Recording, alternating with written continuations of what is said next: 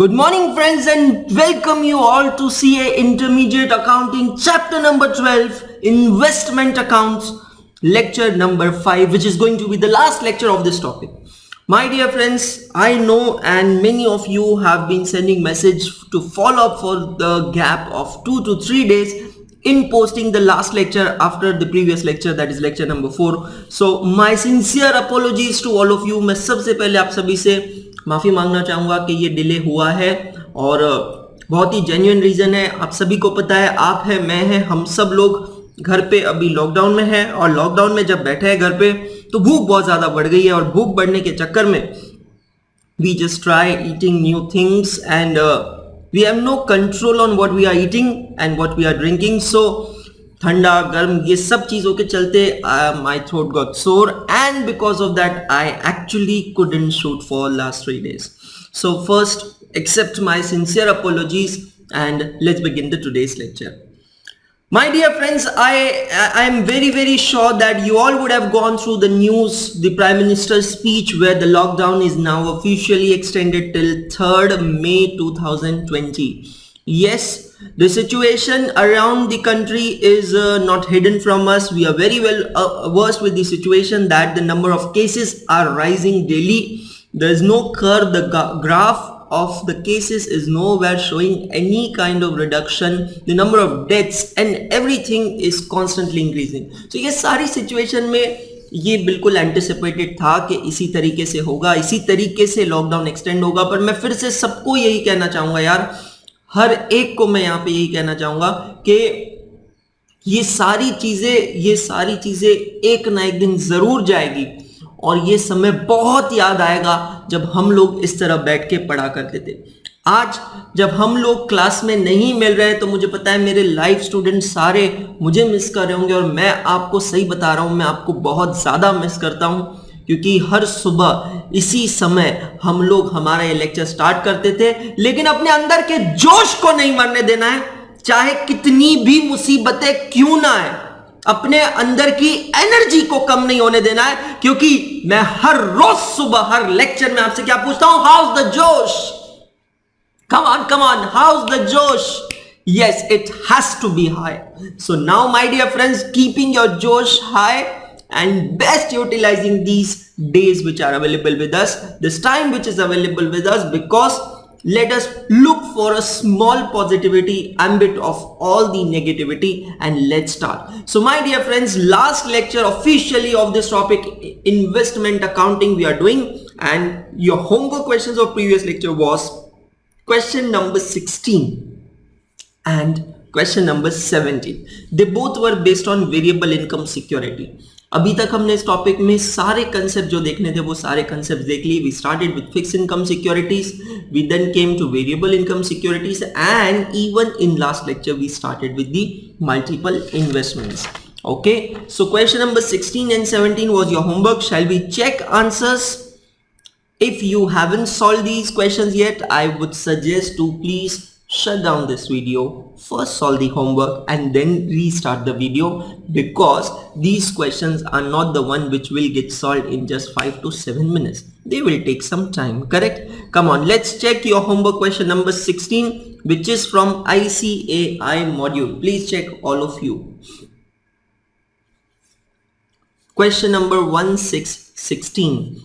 So total dividend which is transferred to P&L account during the year is 6,000 rupees and the value of closing investments, that is 3,250 equity shares of Allianz Limited, is 2,79,110, 279,110, 279,110. तो main answer जो है उसको आप check करते हैं तो आपको समझ में आ जाएगा। ये वाला क्वेश्चन छोटा था, क्वेश्चंस दोनों ही आसान थे, इजी थे। वेरिएबल इनकम सिक्योरिटीज में क्या क्या पॉसिबल एडजस्टमेंट्स हैं वो सब हम ऑलरेडी डिस्कस कर चुके हैं। बोनस शेयर का ट्रीटमेंट देखा है, राइट का ट्रीटमेंट देखा है, डिविडेंड का देखा है, इंटरिम का भी देखा है, फाइनल का भी देखा है, प्री का भी देखा है, पोस्ट का भी देखा है। और आज का ये जो लेक्चर है यहाँ पे इसको कंक्लूड करने से पहले ये सारी चीजें हम वापस एक बार फिर से देखेंगे, correct? Question number 16 I hope सबका सही आया होगा। Let's check answers for question number 17.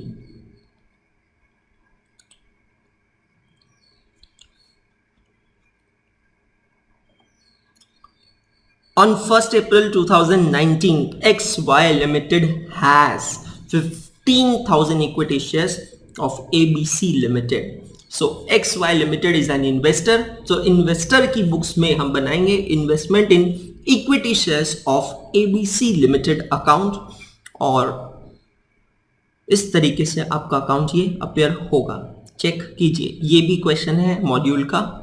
Module को स्किप नहीं किया जा सकता है किसी भी सिचुएशन में because that's our base book bible. Total amount of dividend which will be transferred to P&L during the year is 30,000 rupees. Closing investments are 13,000 equity shares and their cost price is less than market price, which is 1,69,500 rupees. 169,500. Correct?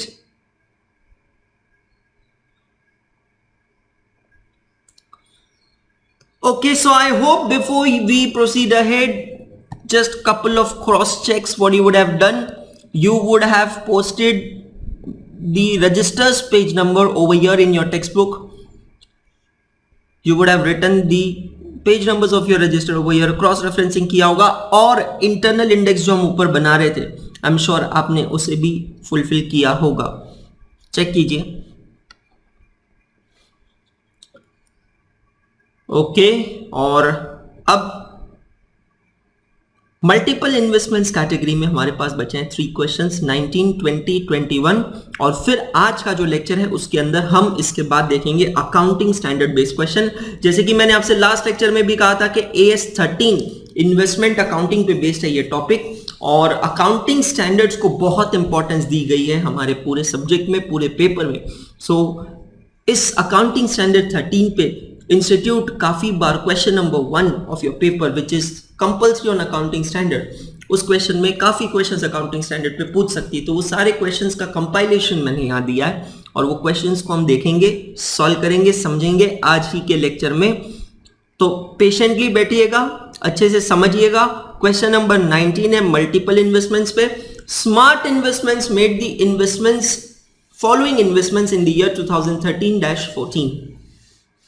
So an investor's smart investments, they have made the following investments. The first investment is in 12% state government bonds having face value of 100 rupees and you are given certain transaction details about that investment. And second investment is equity shares of X Limited and again you are given couple of transactions pertaining to this particular investment.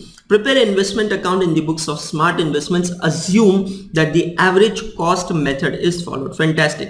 They have directly given the method. Any which ways for equity share we always follow average cost method. We do require method for fixed income securities because in fixed income securities we can follow either FIFO method और average cost method. सो principally यहां पे 2 investments है और जब भी एक investor multiple investments करता है तो हमें मल्टीपल इन्वेस्टमेंट अकाउंट्स बनाना पड़ता है. So guys come to your register. No need of adjoining page. आपने देखा था लास्ट लेक्चर में भी हमने एडजॉइनिंग पेजेस नहीं लिए थे क्योंकि अब हमारे फाइनल कॉलम्स फ्रीज हो चुके हैं. कौन कौन से कॉलम्स हमें बनाना है और यहां पे आप आपके फ्रेश पेज पे आके लिखिए question 19/AAA/12.11 in the books of Smart Investments Limited और 10 लाइंस के अप्रोक्सीमेटली 10 लाइंस के 2 लेजर अकाउंट्स बनाइए with these columns which is appearing on your screen. Quickly draw the formats.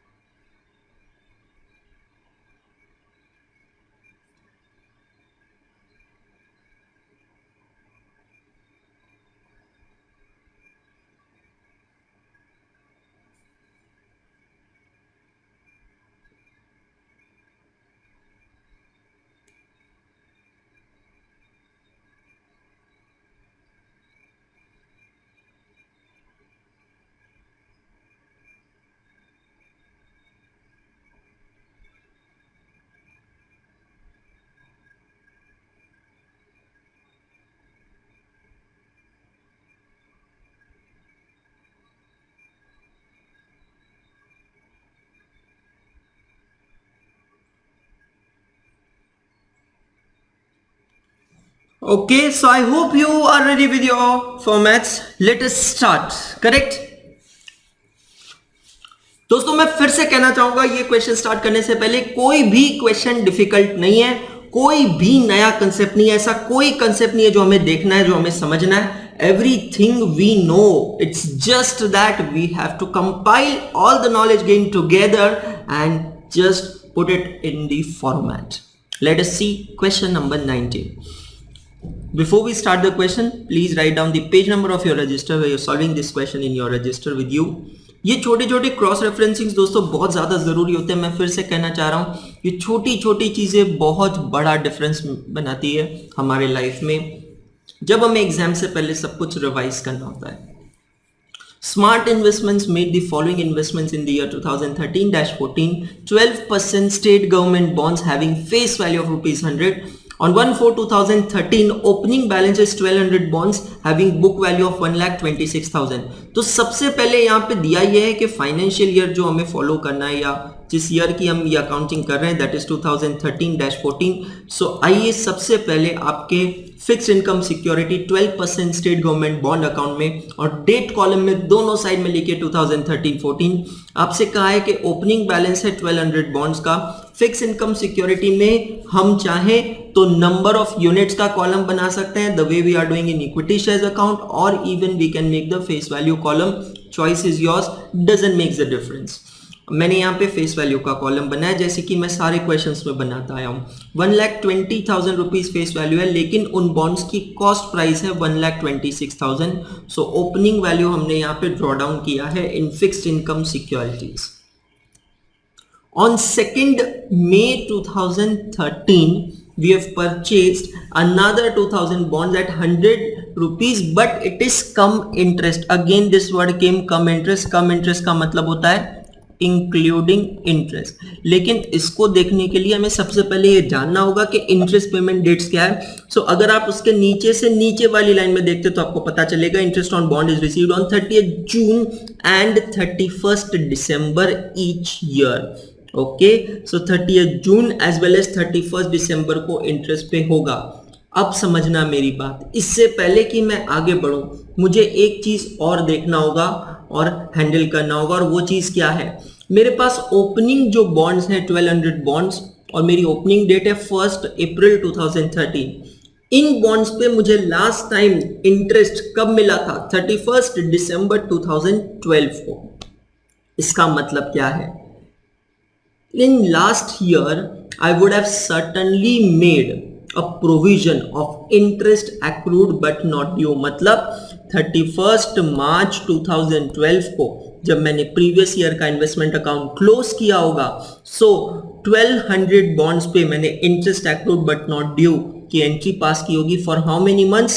3 months. वो लास्ट ईयर की closing entry थी जिसे हमें current year में आके रिवर्स करना होगा. So come to your investment account debit side, April 1 to interest accrued but not due. Show calculation into bracket.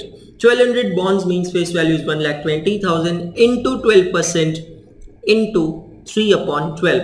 So amount will come in interest column as 3,600. 3,600. Okay. अब दोस्तों जब interest payment date भी हमें पता चल चुकी है कि 31st December को लास्ट टाइम इंटरेस्ट पे हुआ था और हम ये बॉन्ड्स अब परचेज कर रहे हैं 2nd May को 100 रुपीज कम इंटरेस्ट में, तो हमें जो सेलर है उसको कितने मंथ्स का इंटरेस्ट देना पड़ेगा? January, February, March and April. So this includes interest 4 months. Correct. So अब हम करते हैं कैलकुलेशन, करते हैं इसकी accounting. So come to your investment account. We have made an additional investment, so May 2nd to bank account. May 2nd to bank account. We are buying 2000 bonds जिसकी face value होगी 2 lakh rupees. Correct. 2000 bonds हम purchase कर रहे हैं जिसकी face value होगी 2 lakh rupees, और ये 2000 बॉन्ड्स पे हमें 4 मंथ्स का इंटरेस्ट देना है. दोस्तों कुछ चीजें बहुत लॉजिकल होती है, कॉमन सेंस बेस्ड होती है, जैसे कि 12% रेट ऑफ इंटरेस्ट है पर एनम. सो 12% पर एनम का मतलब कहना है इसे इट इज 1% पर मंथ. और अगर मैं कहता हूं कि मुझे 4 मंथ्स का इंटरेस्ट देना है, देन कैन आई से कि 1% पर मंथ के हिसाब से 4 मंथ्स का इंटरेस्ट होता है 4%, तो मैं सिंपली 2 लाख पे 4% कैलकुलेट कर सकता हूं, that becomes 8,000। Otherwise long cut method तो है 2 lakh into 12%, this is annual interest divided by 12 multiplied by 4, that also becomes 8,000। तो सबसे पहले मैं क्या आता हूं, इंटरेस्ट कॉलम में आता हूं और लिखता हूं 8,000 रुपीज। क्योंकि कम इंटरेस्ट है तो मुझे अब टोटल कंसिडरेशन में से 8,000 माइनस करना होगा। आपसे कहा है 2,000 बॉन्ड्स परचेज किए हैं at ₹100, cum interest, that means your total consideration is 2 lakh, out of which 8,000 is the amount of interest, therefore net consideration is 1,92,000 rupees।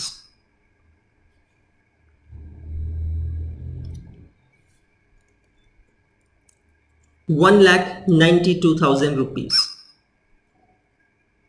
Okay, so opening का ट्रांजेक्शन हो गया, परचेज ट्रांजेक्शन हो गया। Now you have sold 1,500 bonds at ₹105 ex interest. This transaction has taken place on 30th September, but before that don't forget that there is an interest payment date coming on 30th of June, so we will first come to the credit of this account। 30th जून को हम interest receive करेंगे।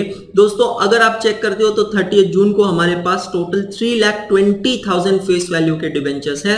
सो 3,20,000 पे हमें 12% के हिसाब से 6 months का interest मिलेगा। सो 3,20,000 as I've told you 1% per month, so 6 months means 6%, that becomes 19,200 rupees will be the amount of interest received by us। Sold 1,500 bonds at 105 x interest। okay, so come to credit side, September 30 by bank account, face value of the bond sold is 1,50,000 and directly x interest price दिया तो problem नहीं है। 1,500 bonds को हम 105 से multiply करेंगे, कोई brokerage वगैरह का एडजस्टमेंट यहाँ दिया नहीं है। सो 1,57,500 यहाँ आएगा। हमने ये बॉन्ड्स बेचे हैं 105 रुपीज एक्स इंटरेस्ट पे, लेकिन हमें इसके साथ इंटरेस्ट भी मिलेगा। ये जो बॉन्ड्स हमने 30 सितंबर को बेचे हैं, सेल किए हैं, इन बॉन्ड्स पे हमें कंपनी ने लास्ट टाइम कब दिया था interest? They paid us on 30th of June. So July, August and September 3 months का इंटरेस्ट हम कलेक्ट करेंगे। सो 1,50,000 पे 3 मंथ्स का इंटरेस्ट, मतलब अगर 3% में कैलकुलेट करता हूं, so that becomes 4,500 rupees. That becomes 4,500 rupees. Now my dear friends, when we have sold an investment, we have to also calculate the profit or loss on investment, and fixed income securities may have the two valuation principles. One is FIFO, another is weighted average. Question clearly states about weighted average. So हमें निकालनी होगी यहाँ पे weighted average cost। क्योंकि ये chapter का last lecture है तो मैं यहाँ पे कैलकुलेटर पे ही कैलकुलेशंस कर रहा हूँ, और मैं अज्यूम कर रहा हूं कि आप भी ऐसे ही कर रहे होंगे, बिकॉज अभी तक आपको सब कुछ अच्छे से समझ में आया होगा। कैसे निकालते हैं average cost? So let's check the debits of this particular account. 1,26,000 में पहले हमने 1200 यूनिट्स ओपनिंग बैलेंस हमारे पास था, फिर हमने 1,92,000 में एडिशनल 2,000 यूनिट्स परचेज किए। इसका मतलब है कि आज मेरे पास जो टोटल 3,200 यूनिट्स है उसकी टोटल कॉस्ट है 3,18,000। सो I divide 3,18,000 with 3,200 units which is there with me. So this is my average cost per unit, and I multiply with the number of units sold, that is 1,500, and this gives me the total average cost of the bonds sold। अब ये है मेरी cost price और मैंने बेचा है 1,57,500 में, मतलब ये है मेरी selling price. That means what is the amount of profit earned by me? 8437.5। So profit earn किया है, एंट्री होती है investment account debit to profit and loss account credit, 8437.5 छोड़ दिया हमने।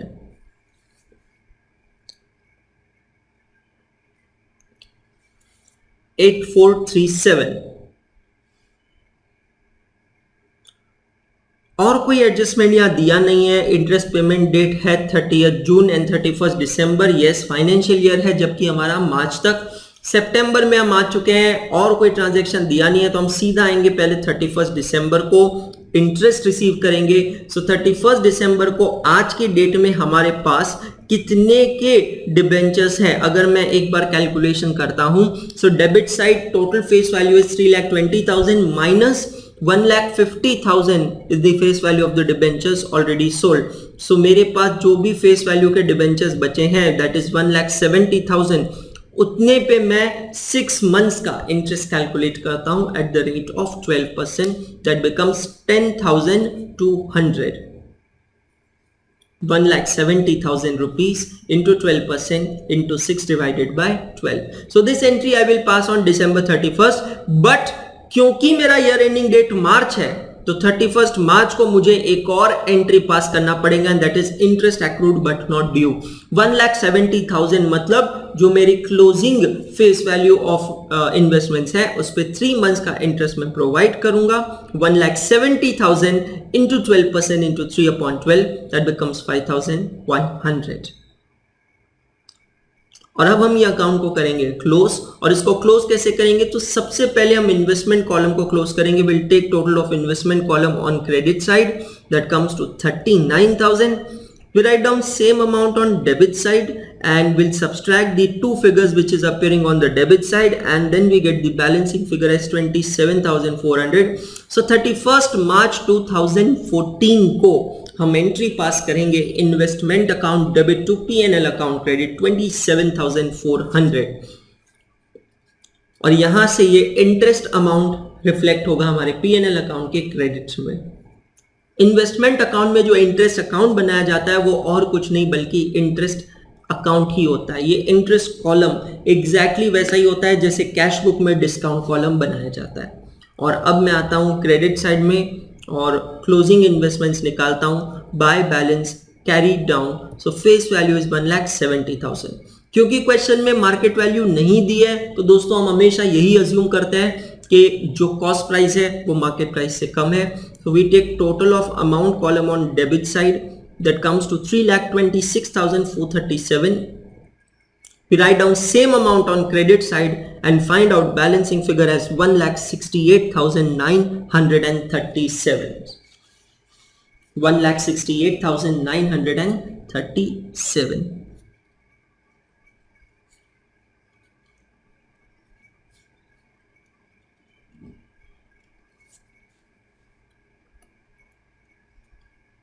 तो क्वेश्चन बहुत सिस्टमैटिकली दिया है। यहाँ पे इस क्वेश्चन के अंदर आपको पहले एक इन्वेस्टमेंट से रिलेटिंग सारे ट्रांजैक्शंस दे दिए हैं और फिर दूसरे इन्वेस्टमेंट से रिलेटिंग सारे ट्रांजैक्शन दिए। That means at a time you can take up one particular investment, solve it completely and then you can come to another investment.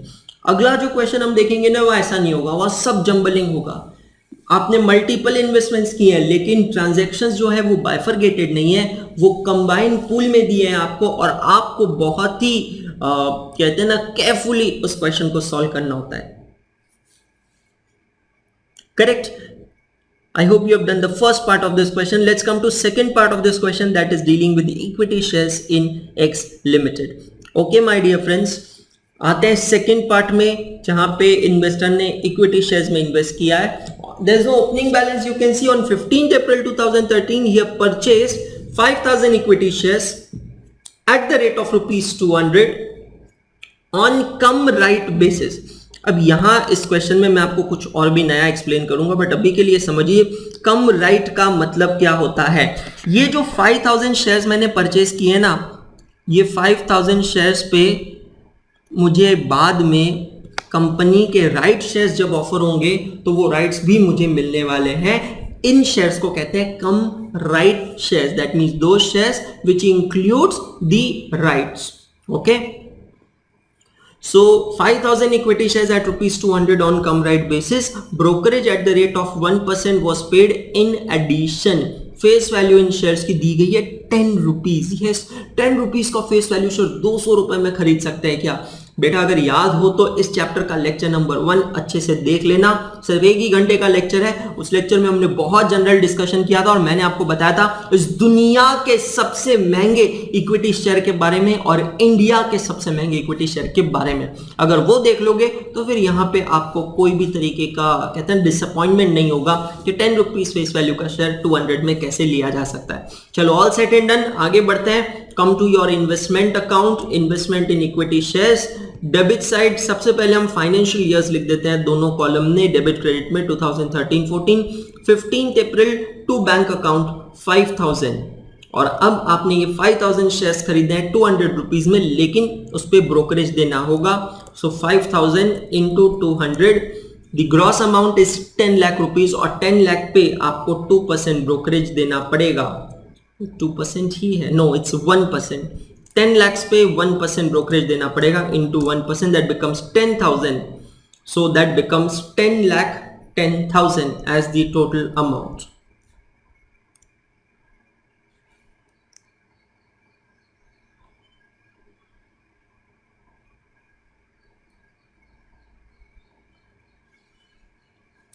$10,10,000.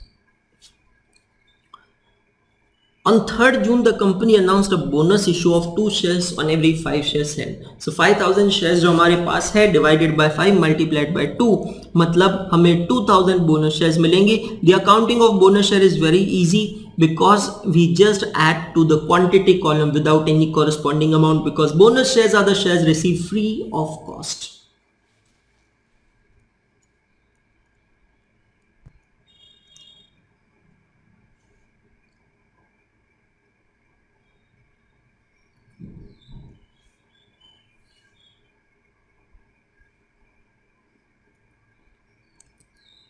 Okay.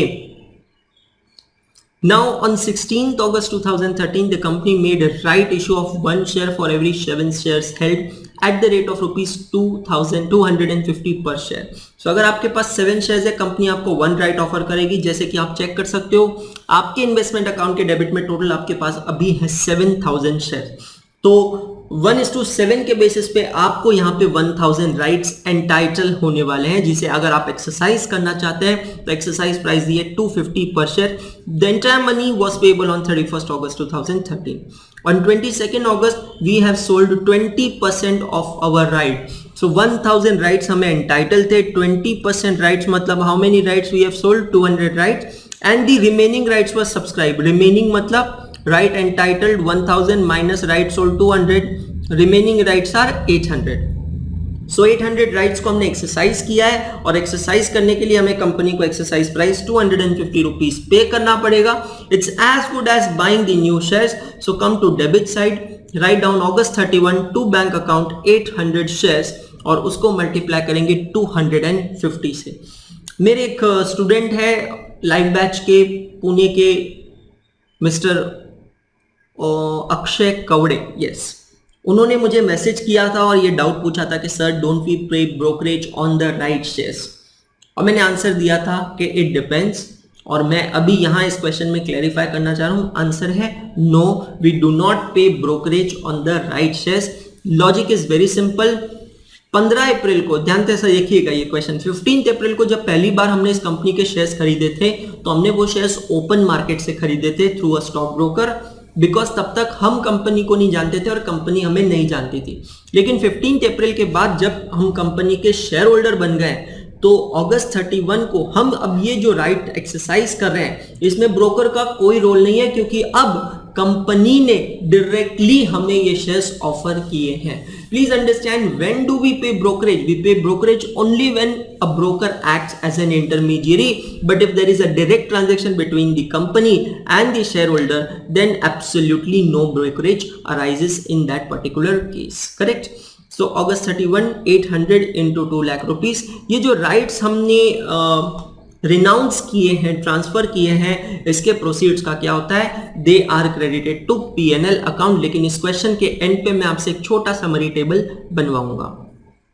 दोस्तों ये बात है 2 सितंबर की. कंपनी ने 15% डिविडेंड अनाउंस किया है फॉर द ईयर एंडिंग 31 मार्च 2013.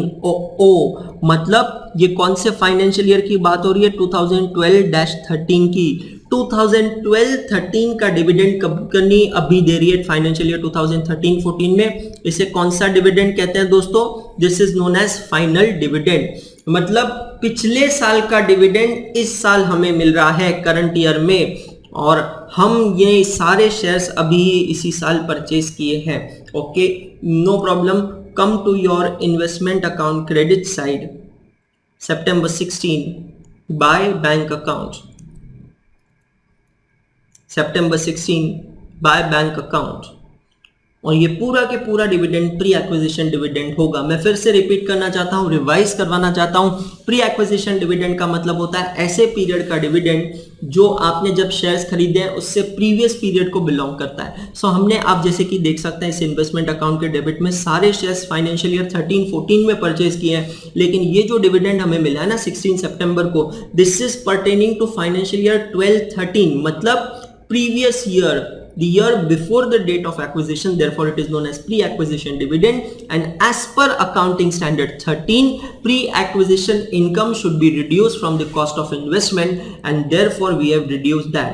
दूसरी चीज, डिविडेंड यहाँ पे सिर्फ ये जो हमने 15 अप्रैल को शेयर्स परचेज किए हैं उन्हीं पे मिलेगा, क्योंकि ये बाद में तो बोनस शेयर्स था और ये थे राइट शेयर्स।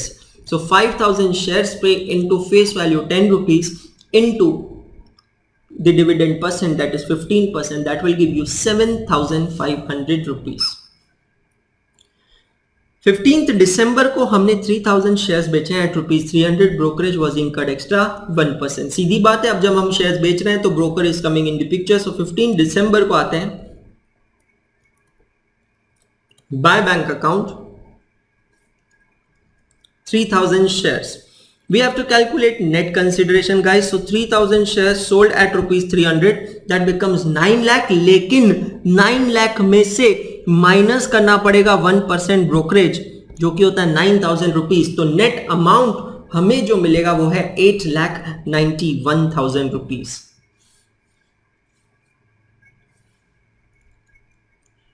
नेट ब्रोकरेज जो हमें मिलेगा वो है 8,91,000 rupees.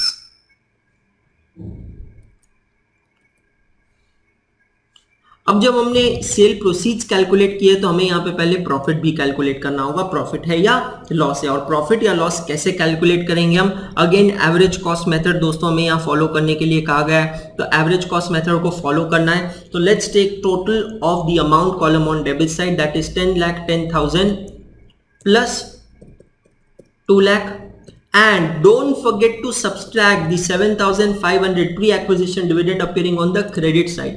So net cost appears as 12,02,500. अब हम इसको डिवाइड करते हैं total number of shares held by us as on that date. So आप देखेंगे डेबिट साइड में तो हमारे पास है 7,800 shares, so we divide this with 7,800 share. ये है हमारी एवरेज कॉस्ट पर शेयर, और मैं इसको मल्टीप्लाई करता हूँ 3000 शेयर जो कि हमने बेचे हैं। So ये मेरी total average cost 4,62,500, whereas my amount of sale proceeds are 8,91,000. So I have made a profit of 4,28,500. So accounting entry will be investment account debit to P&L account credit 4,28,500. 4,28,500.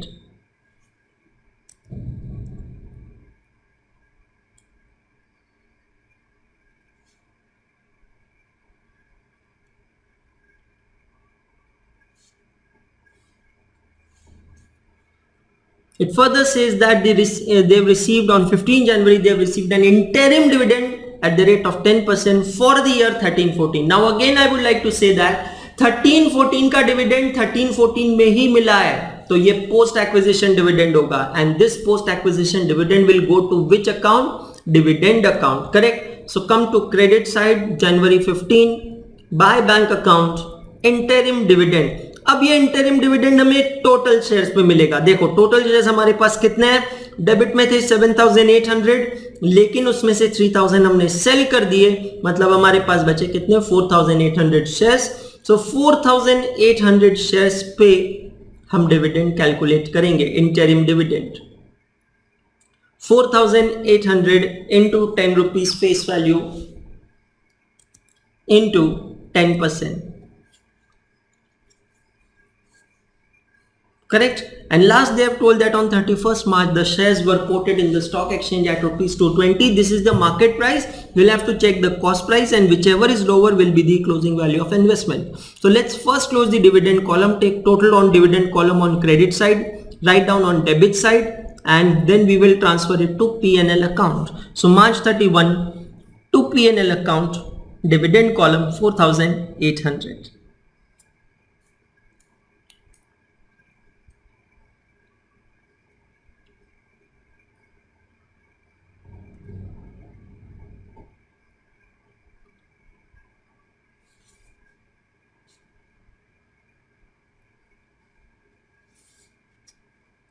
And now we will calculate the cost of the dividend. Correct, हमें market price दी गई है यहाँ पे 220. Cost price पर equity share अगर इससे कम होती है तो हम फिर वैल्यूएशन कॉस्ट प्राइस पे करेंगे. तो ये कैसे किया जाता है, again let us see. Let's take total on the amount column of debit side 10,10,000 plus 2 lakh plus 4,28,500 and we subtract the credits of amount column 7,500 and 8,91,000. So this is the total cost 7,40,000 of 4,800 equity shares. So if I divide with 4,800 equity share, the average cost coming as 154.1666. मतलब market price है 200 rupees और average cost है 154. That means this is less. तो हम valuation किस price पे करेंगे, cost price पे करेंगे. So take total of amount column on debit side, write down same total on credit side, and then 31st March by balance carried down 7,40,000 rupees.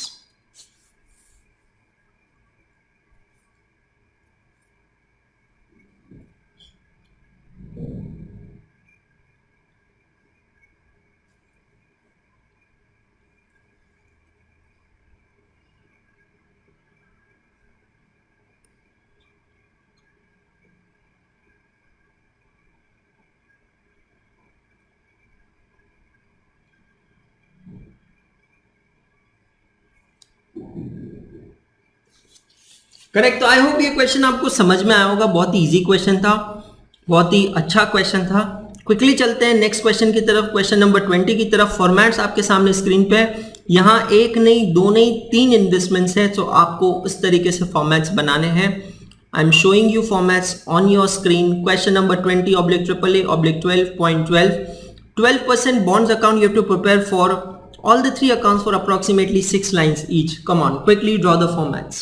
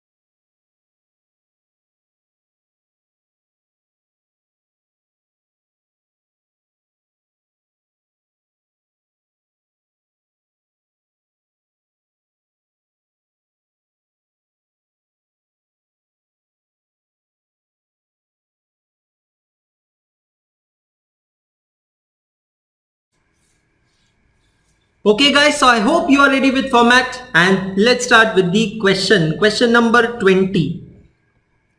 Multiple investments, लेकिन यहाँ सब कुछ mixed दिया है, correct? Mr. Brown has made following transactions during the financial year 19-20. On 1st May 2019, he have purchased 24,000 12% bonds of rupees 100 each at rupees 84 come interest. Interest is payable on 30th September and 31st March every year. So interest payment dates हमें दी है 30th September और 31st March, और ये bonds जो हमने purchase किए 1st May को, ये है 84 रुपीज कम इंटरेस्ट पे, मतलब ये 84 रुपीज में इंटरेस्ट इंक्लूडेड है, लेकिन इंटरेस्ट कितने मंथ्स का इंक्लूड होगा ये देखना है। तो ये बॉन्ड्स पे लास्ट टाइम इंटरेस्ट पे हुआ होगा 31st मार्च को और हमने परचेज किया 1st मे को, मतलब 1 मंथ का इंटरेस्ट इसमें इंक्लूड होगा for the month of April. So हम करते हैं कैलकुलेशन, आते हैं हम हमारे सबसे पहले लेजर अकाउंट में which is the 12% bonds account. Debit side will write down the date debit and credit 2019-20 year, May 1 to bank account. So 24,000 bonds of rupees 100, that means the total face value will be 24 lakhs. Now we will first calculate the 1 month interest on it. Again, as I've told you in the previous question, 12% per annum का मतलब होता है 1% per month. ये थोड़ा आसान होता है हम लोगों के लिए कैलकुलेट करना, तो 24 लाख पे 1% हम इंटरेस्ट कैलकुलेट करेंगे, that becomes 24,000. अब हम निकालेंगे एक्स इंटरेस्ट कंसिडरेशन। तो हमने 84 रुपीज में परचेज किया है which is cum interest consideration. So take on your calculator, 24,000 into 84, that becomes 20,16,000। कुछ ब्रोकरेज के बारे में यहाँ दिया नहीं है तो हम कुछ नहीं लेंगे। 20,16,000 टोटल कंसिडरेशन होता है, जिसमें से 24,000 हम करेंगे minus, which is the amount of interest. So ex interest consideration will be 19,92,000।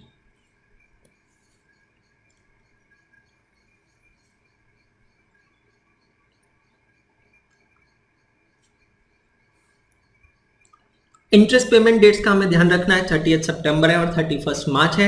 Opening bonds नहीं थे तो opening interest accrued but not due की कोई एंट्री पास नहीं होगी।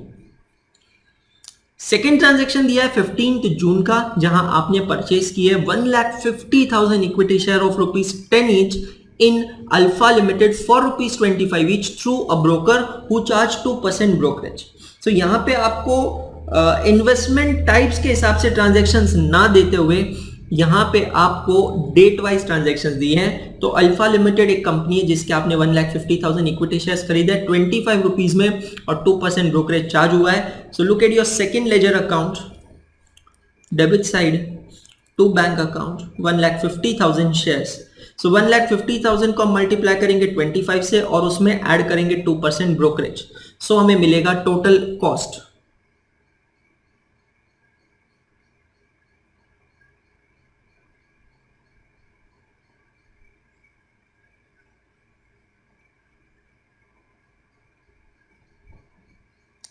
ये में मिलेगी total cost, correct. Date wise चलिए पहले दो डेट्स के ट्रांजैक्शंस हो गए, मैं उसको टिक मार्क करता हूं। थर्ड ट्रांजैक्शन है on 10th July, purchase 60,000 equity shares of rupees 10 each in beta limited, third company है, for rupees 44 each through a broker who charge 2% brokerage. Very easy. So we are coming to third ledger account, equity shares in beta limited and to bank account 60,000 shares. 60,000 will be multiplied with 44 and we will add 2% to it. So every new type of investment, whatever you make, every investments we prepare separate investment account.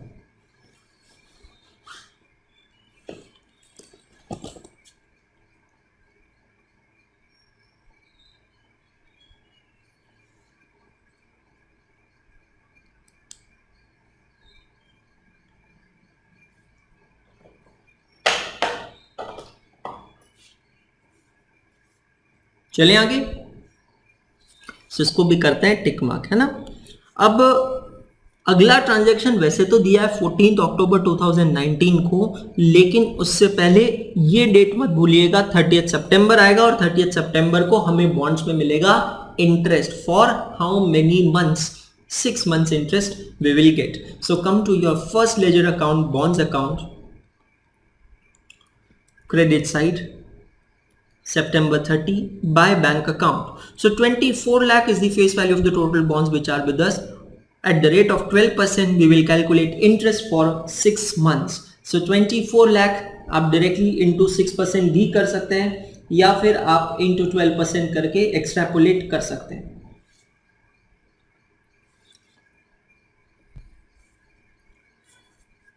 Okay 30 सितंबर का transaction होने के बाद अब मैं आगे बढ़ सकता हूं. 14 अक्टूबर को यहां पे हो रहा है कि अल्फा लिमिटेड जो हमारी एक कंपनी है जिसमें हमने शेयर्स में इन्वेस्ट किया है, they have made a bonus share of 2 shares for every 3 shares held. Okay, so alpha limited के हमारे पास कितने शेयर्स अगर आप यहां देखेंगे तो 1,50,000 शेयर्स है और वो 2:3 रेशियो में बोनस इशू कर रहा है. सो 1,50,000 divided by 3 multiplied by 2 you will get 1 lakh equity bonus shares.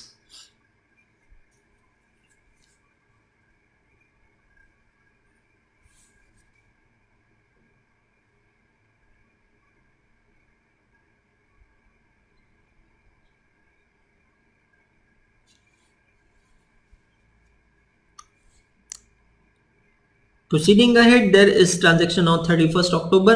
Sold 80,000 shares in Alpha Limited at rupees 22 each. Okay, so coming to credit side of equity shares in Alpha Limited by bank account, 80,000 shares at rupees 22 each. फिर से ध्यान रखना brokerage के बारे में कुछ कहा नहीं है, नहीं कहा है तो हम नहीं लेंगे, अगर कहा है तो ही लेंगे. ऊपर अल्फा लिमिटेड के शेयर्स खरीदे थे तब ब्रोकरेज दिया था, यहाँ नीचे कुछ और दिया नहीं है. तो 17,60,000. अब हमें इन शेयर्स की एवरेज कॉस्ट निकालनी होगी. कैसे निकालेंगे दोस्तों एवरेज कॉस्ट? सिंपल है, take total of the amount column on debit side, that is a single figure, divided by, अब आफ्टर बोनस शेयर्स हमारे टोटल नंबर ऑफ शेयर्स हो गए 2,50,000. तो 2,50,000 से डिवाइड किया तो ये है एवरेज कॉस्ट पर शेयर. इसको हम मल्टीप्लाई करते हैं with number of share sold से. सो हमें 12,24,000 रुपीज मिल रही है कॉस्ट प्राइस. और अब मैं इसको जब माइनस करता हूं सेल प्रोसीड से तो प्रॉफिट आएगा 5,36,000. सो आप देख रहे हो हमने जो इनिशियल डेज में इन्वेस्टमेंट किया था इस इन्वेस्टमेंट चैप्टर में, जो हमने टाइम इन्वेस्ट किया था in the beginning lectures, that time invested is now reaping fruits for us that we can directly find out the profit or loss. Otherwise I still remember lecture number 2 जो पहला lecture था practical questions का, जहां पे इतने detail working notes हमने बनाए थे. इसलिए मैं हमेशा कहता हूं कि कोई भी चैप्टर जब आप पढ़ते हो, कोई भी सब्जेक्ट जब आप पढ़ते हो, शुरुआत में स्लो जाओ, समझने की कोशिश करो. Don't run away, don't look at your watch कितना टाइम हो गया, नहीं, सिर्फ समझने में फोकस करना है. सो उसके बाद क्या है? इसके बाद है ट्रांजैक्शन 1 जनवरी का. Received 15% interim dividend on equity shares of Alpha Limited. Now understand, interim dividend means what? Dividend of the current year. Dividend of the current year is a post acquisition income. So come to Alpha Limited account, credit side, January 1 by bank account. Now हमारे पास कितने shares हैं? 2,50,000 थे, उसमें से 80,000 मैंने cell कर दिए, तो हमारे पास है 1,70,000 shares. 1,70,000 shares into 10 rupees face value into 15% dividend. So amount of dividend becomes 2,55,000.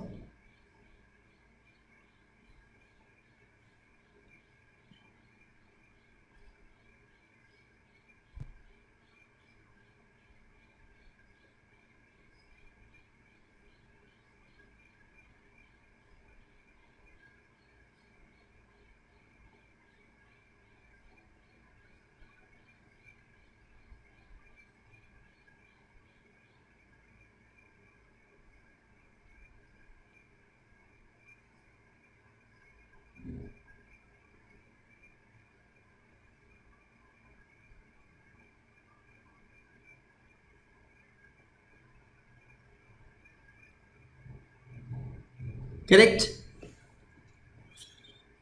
Now on 15th January, what is happening? Beta Limited made a right issue of 1 equity share for every 4 shares held. Check करते हैं beta limited के laser account में हमारे पास कितने shares है, 60,000 shares है और 1:4 right का रेशियो है। तो 60,000 के हिसाब से हमारे राइट्स एंटाइटलमेंट कितने होंगे, तो हमारे टोटल एंटाइटलमेंट होंगे 15,000 right, for at ₹5 per share, that is the exercise price. Mr. Brown exercised his option for 40% of his entitlements. So 15,000 का 40% entitlements कितने होते हैं, so हमने 15,000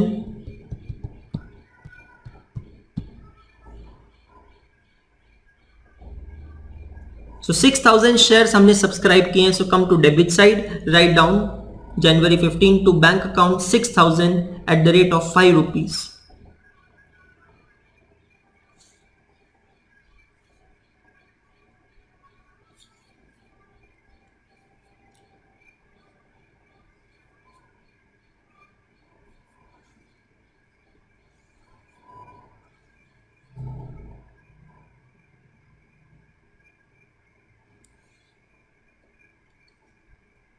And sold the balance rights in the market at 2.25 per share, that will go to P&L account. 1 मार्च को हमने 15,000 bonds बेचे हैं 90 rupees x interest में. सो आते हैं हम हमारे बॉन्ड्स अकाउंट में. 1 मार्च को क्रेडिट साइड में लिखते हैं 15,000 बॉन्ड्स की फेस वैल्यू होगी 15 लाख, 90 रुपीज एक्स इंटरेस्ट है तो डायरेक्टली कंसिडरेशन निकल जाएगा. अब हमें इस पे इंटरेस्ट भी देना होगा, लेना होगा रादर. ये बॉन्ड्स पे लास्ट टाइम इंटरेस्ट कब मिला था, ये बॉन्ड्स पे लास्ट टाइम इंटरेस्ट जैसे कि आप इससे ऊपर वाले ट्रांजैक्शन में देखते हैं हमें मिला है 30 सितंबर को, मतलब अक्टूबर, नवंबर, दिसंबर, जनवरी एंड फरवरी 5 मंथ्स का इंटरेस्ट भी हम कलेक्ट करेंगे. सो 15 लाख पे 12% से 5 मंथ्स का इंटरेस्ट होता है 75,000 rupees interest we will collect. और अब हम इस सेल ट्रांजैक्शन पे फाइंड आउट करेंगे प्रॉफिट या लॉस, जो कि बहुत आसान है. एक ही ट्रांजैक्शन है 19,92,000 is the cost, you can check on debit side, divided by how many bonds we had, 24,000 bonds. This is the average cost per bond multiplied by number of bonds sold is 15,000. So this is the total cost 12,45,000 and my selling price is 13,50,000. So I made a profit of 1,05,000.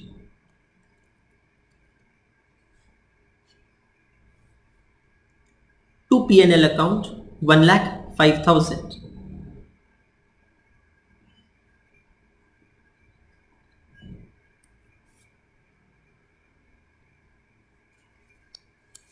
Okay.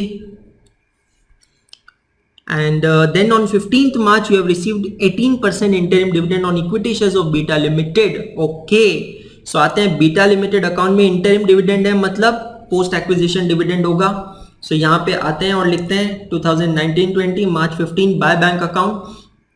आप debit side में check कर सकते हैं हमारे पास 66,000 shares हैं, तो 66,000 shares into 10 rupees face value into 18%, so amount of dividend becomes 1,18,800. 15th मार्च को interim dividend मिला है 1,18,800.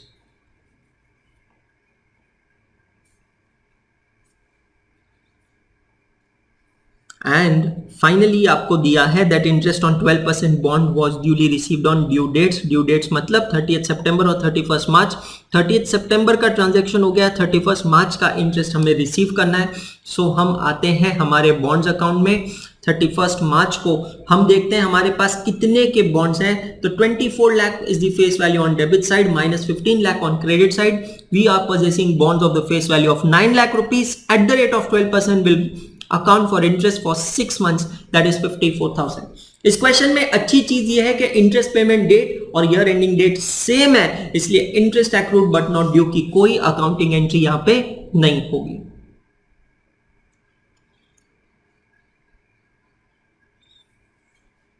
ओके, तो ये ट्रांजैक्शन के साथ क्वेश्चन यहां पे होता है खत्म. कहीं पे भी क्लोजिंग वैल्यू ऑफ इन्वेस्टमेंट्स नहीं दिया है, मतलब अजम्पशन ये होगा कि जो कॉस्ट प्राइस है वो ही क्लोजिंग वैल्यू है. तो दोस्तों हम क्या करेंगे, ये सारे लेजर अकाउंट्स क्लोज करेंगे. मतलब सबसे पहले इनकम्स को ट्रांसफर करते हैं P&L अकाउंट में,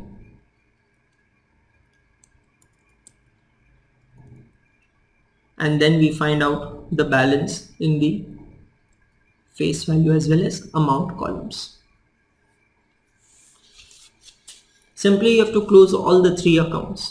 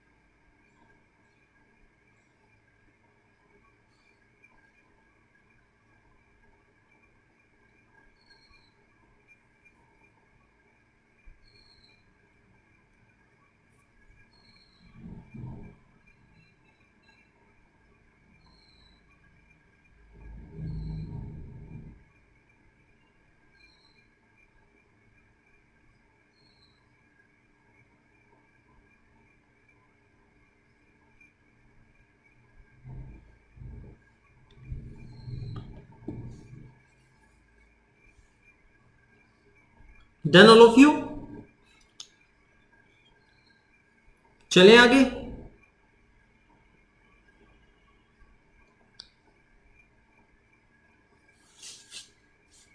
ओके सो दोस्तों आगे बढ़ने से पहले सबसे पहले दो चीजें करना ना भूले. Please write down the page number of your register where you solve this question and also post this question in your internal index.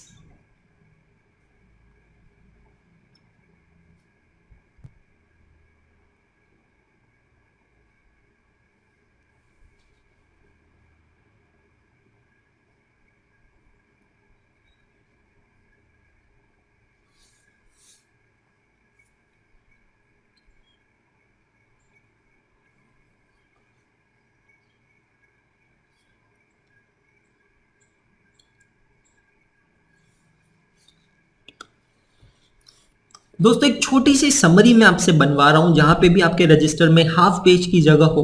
अगर नहीं है तो कंजूसी मत कीजिए. जो कंटिन्यूइंग पेज है वहीं पे ये एक ट्री डायग्राम बना लीजिएगा, छोटा सा tree diagram. It's revisionary tree diagram which will help you to revise the treatment of right shares.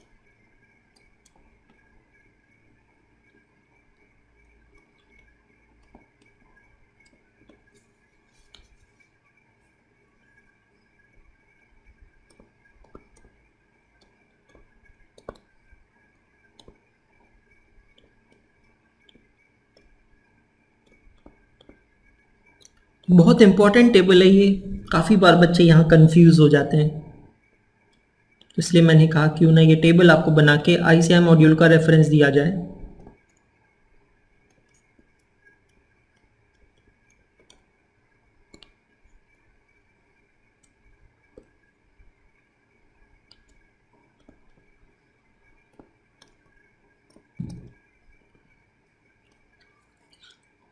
Default treatment तो यही है कि it will get credited to PNL account, लेकिन एक एक्सेप्शन यहाँ है मॉड्यूल में दिया है उसके बारे में, और वो एक्सेप्शन की मैं बात कर रहा हूँ।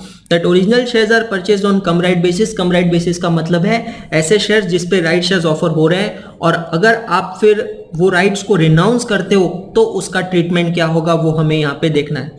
तो दोस्तों मैं आपको यहाँ पे टर्न करना चाहूंगा मॉड्यूल के पेज नंबर 8 पे, और आप यहाँ देख रहे हैं एक डिफॉल्ट ब्रैकेट में क्लियरली दिया है, if rights are not subscribed for but are sold in the market, the sale proceeds are taken to the statement of profit and loss.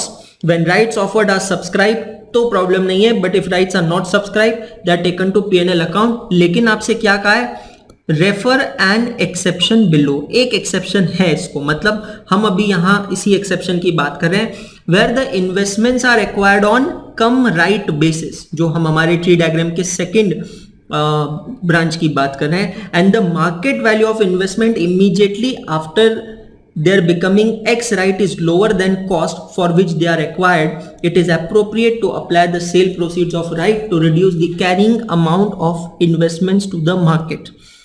इसका मतलब क्या है, इसका मतलब यह है कि original shares are purchased on cum right basis. इस केस में भी जनरली यही अकाउंटिंग एंट्री होती है, लेकिन इसका एक है एक्सेप्शन। एक्सेप्शन मतलब क्या, फिर से पढ़ते हैं यहां पे क्या दिया है, market value of investment after x right after becoming right is lower than the cost at which they were acquired. इसका मतलब क्या है, मैं यहां पे आपको एक्सेप्शन को एक्सप्लेन करने के लिए एग्जाम्पल देता हूं, रेफरेंस देता हूं क्वेश्चन नंबर 19 का, है ना, तो आपको ज्यादा अच्छे से समझ में आएगा। क्वेश्चन नंबर 19 में देखिए क्या हुआ, हमने यहाँ पे जो शेयर्स परचेज किए हैं ये कम राइट बेसिस पे परचेज किए हैं। कितने में परचेज किए हैं, 200 रुपीज। मतलब हमें दो प्राइस कंपेयर करना है, ये जो 200 रुपीज है इसको हम कहते हैं कॉस्ट प्राइस। कॉस्ट प्राइस किस चीज की, cost price of come right shares. So cost price of come right shares in question number 20 is coming to rupees 200 per equity share, correct. और फिर क्या हुआ, कंपनी ने बोनस अनाउंस किया, right share announce किया, और राइट शेयर की exercise price देखिए कितनी है, वो है 250 रुपीज। मतलब ये जो दूसरी प्राइस है ना, इसको कहते हैं मार्केट प्राइस पर equity share after right issue. मतलब राइट इशू के बाद उसकी प्राइस पर इक्विटी शेयर कम हो रही है या बढ़ रही है, क्वेश्चन नंबर 19 में बढ़ रही है ना। अगर ये सिचुएशन है जो कि क्वेश्चन नंबर 19 में हमने देखी है, तो ये सिचुएशन के अंदर एंट्री तो यही होगी, bank account debit to PNL account. लेकिन यहां पे एक एक्सेप्शन है, और वो एक्सेप्शन क्या कहता है, इफ मार्केट प्राइस पर equity share after right is less than the cost price पर इक्विटी शेयर कम राइट, अगर ऐसा होता है तो हमारी अकाउंटिंग एंट्री यहां पे पास होगी दोस्तों, bank account debit to investment account credit. मतलब उस केस में हम पीएनएल को क्रेडिट नहीं करेंगे, इन्वेस्टमेंट को क्रेडिट करेंगे। मतलब एक इलस्ट्रेटिव फिगर लेते हैं, यहाँ पे कॉस्ट प्राइस 200 है, इसको मैं 200 ही लगता हूं, लेकिन ये मार्केट प्राइस अगर 200 से गिर के सपोज यहाँ 150 हो जाती है, तो ये वाली सिचुएशन होगी। और तो फिर ये जो प्राइस है, ये जो राइट बेचने के बाद जो सेल प्रोसीड्स हमें मिलती है, पीएनएल को ना क्रेडिट करके हम इन्वेस्टमेंट अकाउंट को क्रेडिट करेंगे, करेक्ट। तो एक छोटी सी चीज आपको समझना है, स्क्रीन को यहां पॉज करके आप ये लिख सकते हैं।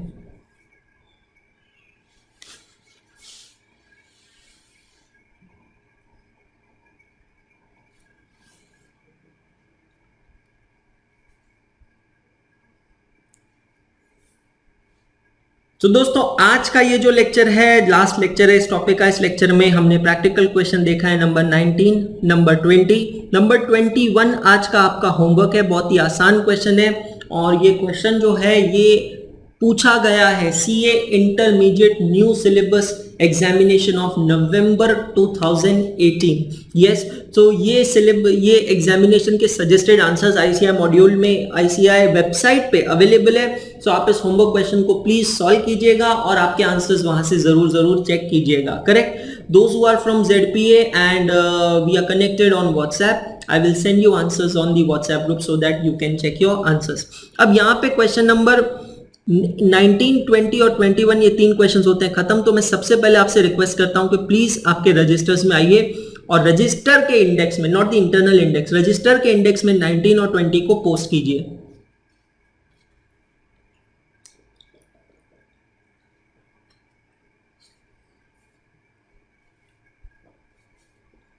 रजिस्टर के इंडेक्स में क्वेश्चन नंबर 19 और 20 को पोस्ट कीजिए।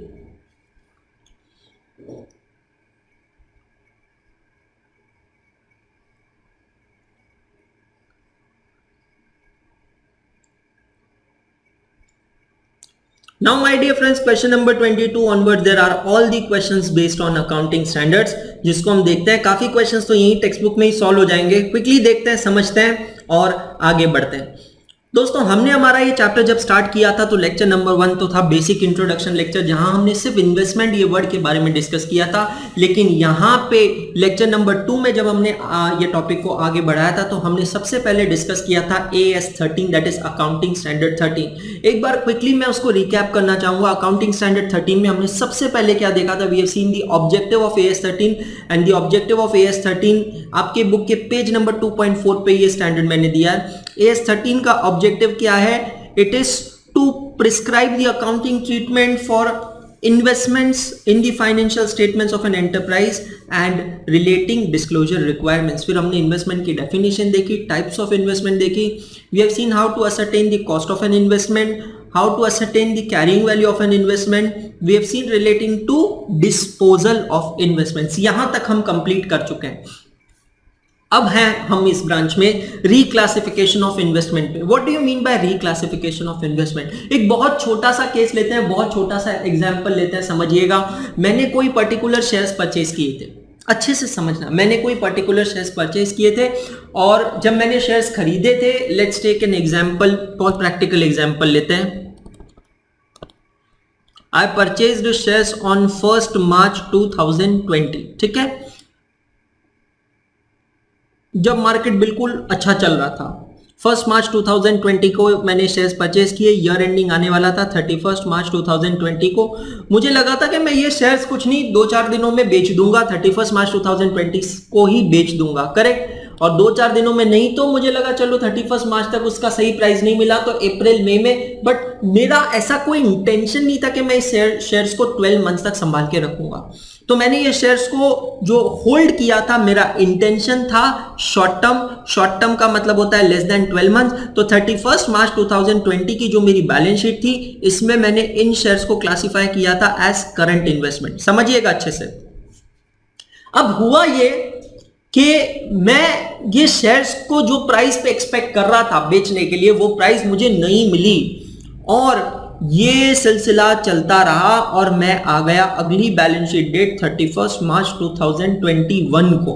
समझना अच्छे से। शेयर्स कब खरीदे थे? 31 मार्च 2020 को।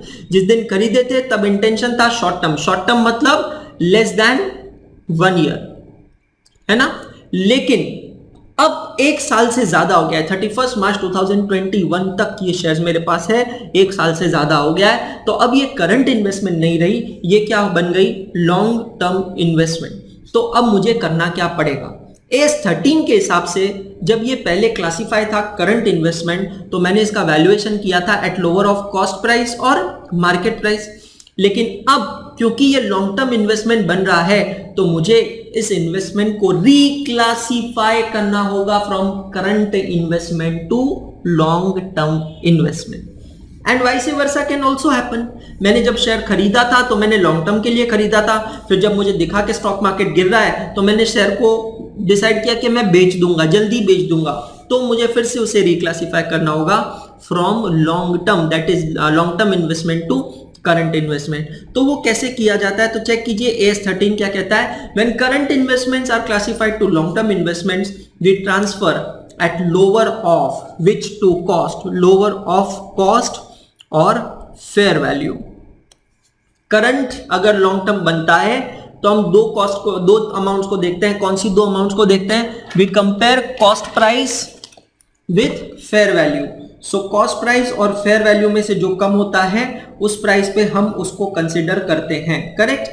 लेकिन अगर वाइसे वर्सा होता है तो क्या, वाइसे वर्सा मतलब अगर लॉन्ग टर्म इन्वेस्टमेंट्स कन्वर्ट की जाती है करंट इन्वेस्टमेंट्स में, तो हम कंपेयर करते हैं कॉस्ट को और carrying amount of as on the date of transfer. We check which is the lowest of cost price और द कैरिंग अमाउंट। बस इतने छोटे से प्रिंसिपल पे, कभी लगा नहीं था किसी को, बट इतने छोटे से प्रिंसिपल पे इस पे क्वेश्चन फ्रेम हो गया है। और आप आइए और रेफर कीजिए question number 22 of this book.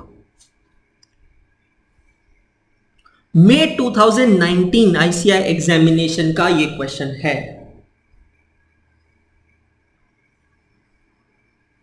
ICI exam of May 2019, ये क्वेश्चन उस पे पूछा गया है।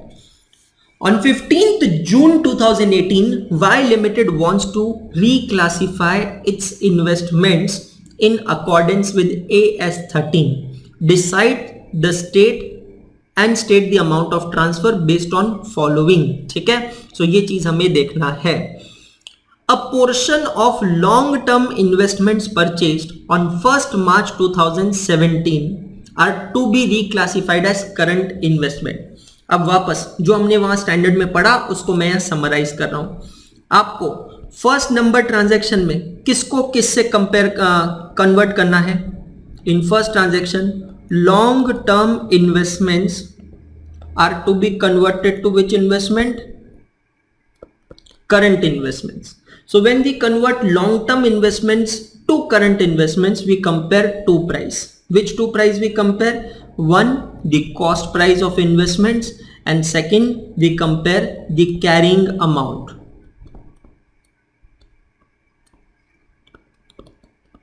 Correct? चलो मैं फुल फॉर्म लिखता हूं ताकि स्पेस मैच हो जाए। हम कॉस्ट प्राइस को कंपेयर करते हैं कैरिंग अमाउंट, और दोनों में से जो भी लोएस्ट होगा वो अमाउंट पे ये ट्रांसलेशन होगा। A portion of long-term investment purchased on 1st March 2017 are to be reclassified as current investment. The original cost of the investment is 14 lakh.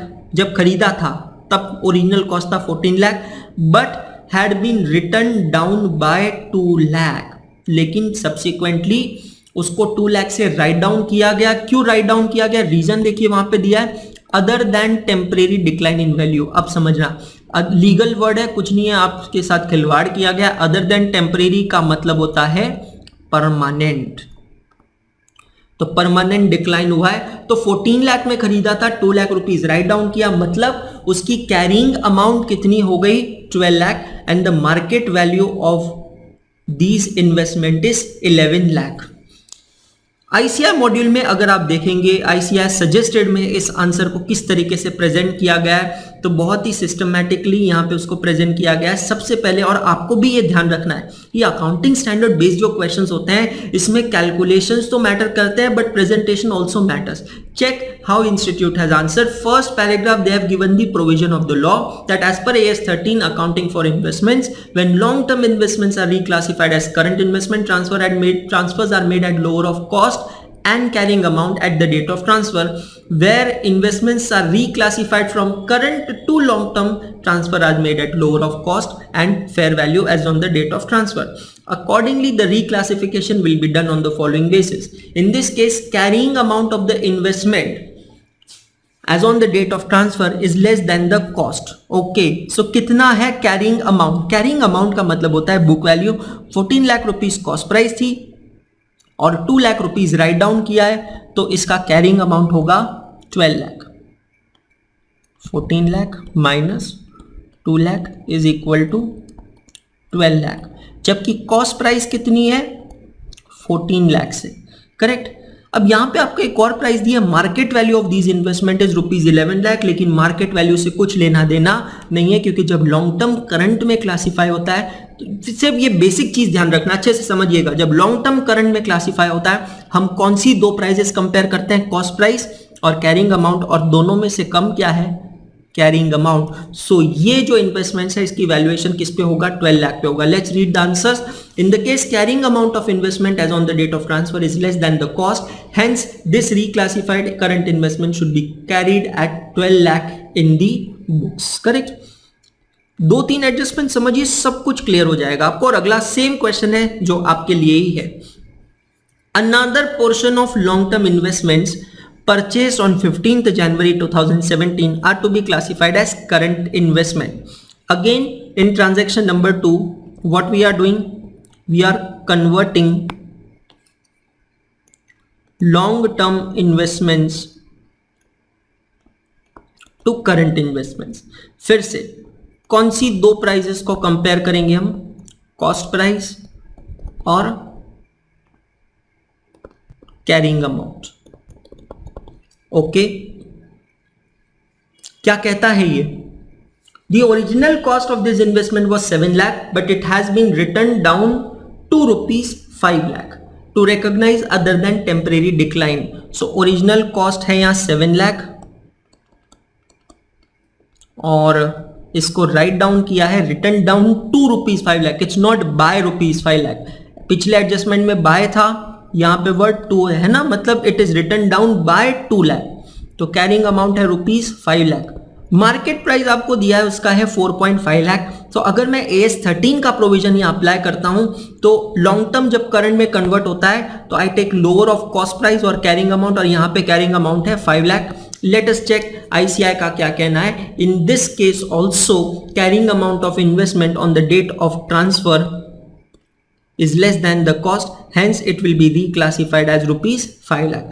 आप चाहें तो इस टेक्स्ट फॉर्मेट में भी आंसर दे सकते हैं, आप चाहें तो जैसा मैं यहाँ लिख रहा हूँ वैसे भी आंसर दे सकते हैं, लेकिन ये पूरे सिचुएशन में एक चीज ध्यान रखना है कि you have to write this provision at the beginning of the solution.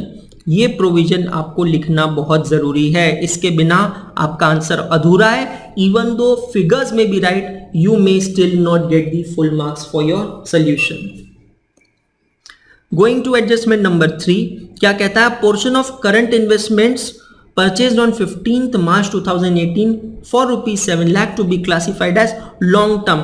Okay, अब वाई से वर्षा का केस आया है, समझिएगा. यहां पे क्या करना है, हमें कन्वर्ट करना है करंट इन्वेस्टमेंट्स को लॉन्ग टर्म इन्वेस्टमेंट्स में. अकाउंटिंग स्टैंडर्ड 13 का चार्ट हमने देखा है और वो चार्ट के हिसाब से when current investments are converted at long term investments they are valued at lower of two figures. Which are those two figures? One is cost price and another is fair value. Fair value का मतलब होता है market value. Correct. सो हम ये अब यहाँ carrying cost का concept नहीं है, कैरिंग कॉस्ट पिक्चर में नहीं आता है. सो देखते हैं क्या है ये दो वैल्यूज. आपसे कहा है A portion of current investment purchased on 15 March 2018 for ₹7 lakh. अब ये 7 लाख रुपीस क्या हो गई? Cost price. Okay, to be reclassified as long-term investment as the company has decided to retain them. The market value of these investments on 31st March was ₹6 lakh and the fair value on 15th June is 8.5 lakh. अब सवाल ये उठता है कि sir 6 lakh लेंगे या 8.5 लेंगे? Answer है we will take the fair value as on the date of conversion. और क्वेश्चन की पहली लाइन में दिया है डेट ऑफ कन्वर्जन है 15th जून, तो 6 लाख हमारे लिए रेलेवेंट नहीं है. वी विल टेक 8.5 लाख दोनों में से. और अब 7 लाख और 8.5 लाख इन दोनों में से कम क्या है? Cost price. सो ये वैल्यूएशन किस पे होगा? 7 लाख पे होगा. Let's refer the ICI solution. Sub question number 3. In this case, reclassification of current investments into long-term investments will be made at 7 lakh as cost is less than its fair value, that is 8.5 lakh as on the date of transfer. So 31st मार्च की value दोस्तों सिर्फ आपको confuse करने के लिए दी गई है और उसका कोई पर्पस नहीं. और लास्ट देखते हैं क्या कहा है. Another portion of current investment purchase on 7 December for ₹4 lakh are to be reclassified as long term. Okay, फिर से करंट का कन्वर्जन हो रहा है लॉन्ग टर्म में, तो मैं नंबर 4 लिखता हूं. Current investments long term investment, which two prices we will compare, cost price इसकी दी है 4 लाख और इसको हम कंपेयर करेंगे फेयर वैल्यू कब का, as on the date of conversion, और इस क्वेश्चन में डेट ऑफ कन्वर्जन है 15th June, so that comes to 3.8 lakh rupees. जानबूझ के आपको कंफ्यूज करने के लिए 31 मार्च की फिगर्स दिए और इन दोनों में से लोएस्ट क्या है 3.8 lakh, so valuation will be done at 3.8 lakh. So फिर से कहना चाहूंगा इस क्वेश्चन के सोल्यूशन को कंप्लीट करने के लिए सबसे पहले ये प्रोविजन लिखना जरूरी है जो यहाँ पे AS13 का प्रोविजन दिया है, which shows to the examiner that you know the provision. So first write down, come to your registers, write down these 3-4 lines and then you write down this solution.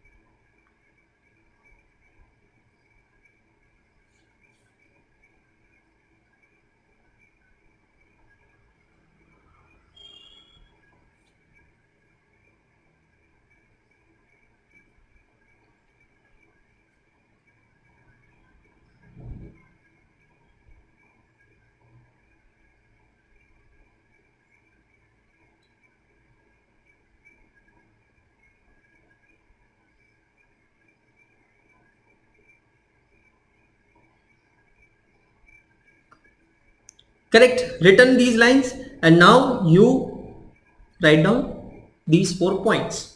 सो हम यहाँ पे हर case को individually tackle कर रहे हैं, देख रहे हैं, तो आपको सिंपल समझना है कि अगर लॉन्ग टर्म इन्वेस्टमेंट करंट में रिक्लासीफाई होती है सो आप लोएस्ट लेते हैं कॉस्ट प्राइस या कैरिंग अमाउंट का, and if current is classified as long term you take lowest of cost price and fair value as on the date of transfer. जिस दिन भी आपने रिक्लासिफिकेशन किया है उस दिन का आप मार्केट वैल्यू लेंगे, फेयर वैल्यू लेंगे।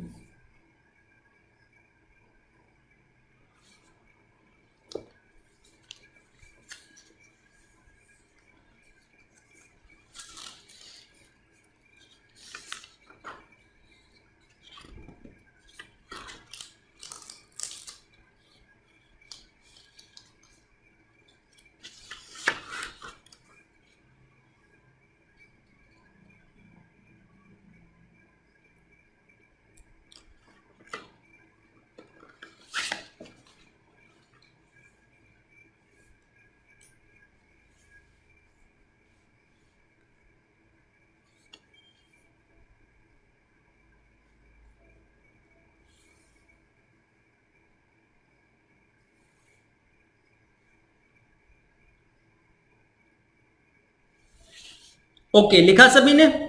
चलते हैं आगे। अब मैं आपको दे रहा हूं बिल्कुल गिन के 5 minute. Question number 23 is exactly same as question number 22, कहीं कुछ लिखना नहीं है। ये जो प्रिंसिपल्स हमने क्वेश्चन नंबर 22 में समझा, इन प्रिंसिपल्स के बेसिस पे आपको फाइंड आउट करना है answer for question number 23। Question 23 is also based on reclassification. You have to simply pinpoint find out the answers for question number 23. Come on, quickly find out.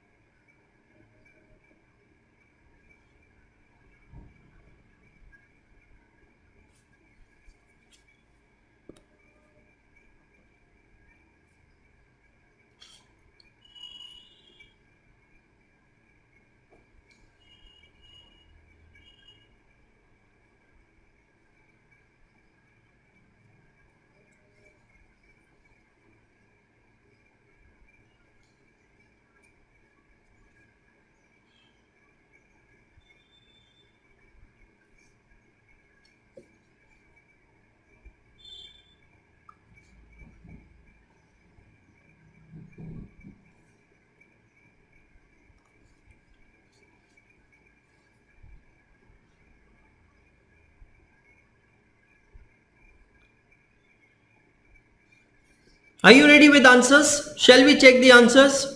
So मैं अब pin point सिर्फ answer को highlight करूंगा. दो investments है जो long term से current में कन्वर्ट हो रही है और दो इन्वेस्टमेंट है जो करंट से लॉन्ग टर्म में कन्वर्ट हो रही है. I will just highlight the answer part. Be ready all of you.